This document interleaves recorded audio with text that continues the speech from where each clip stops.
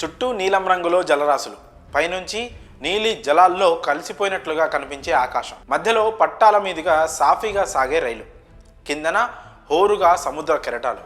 తమిళనాడులోని రామేశ్వరం వెళ్లే ప్రయాణికులు ఆస్వాదించే అద్భుత దృశ్యాలు ఇవి.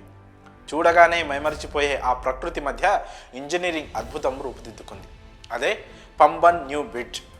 కేంద్ర రైల్వే మంత్రి అశ్విని వైష్ణవ్ కొత్త పంబన్ బ్రిడ్జ్ ఫోటోలను షేర్ చేయడంతో అవి విపరీతంగా వైరల్ అవుతున్నాయి. అవును, నిజంగా అలలపై ఇంజనీరింగ్ అద్భుతంగా నిర్మితమైంది పంబన్ కొత్త బ్రిడ్జ్. అదిరిపోయే టెక్నాలజీతో వావ్ అనిపించే దృశ్యాలు పర్యాటకులను విశేషంగా ఆకర్షిస్తున్నాయి.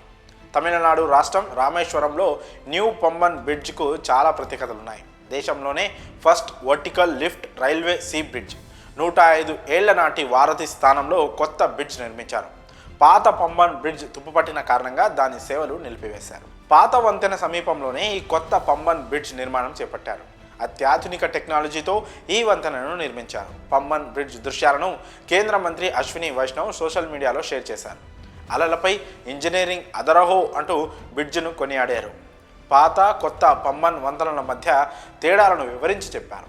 రామనాథపురం జిల్లాలో మండపం, రామేశ్వరం ద్వీపం మధ్య 1914లో పంబన్ వంతెనను సముద్రంలో నిర్మాణం చేశారు. అప్పట్లో 20 లక్షల రూపాయలతో బ్రిడ్జ్ నిర్మించారు.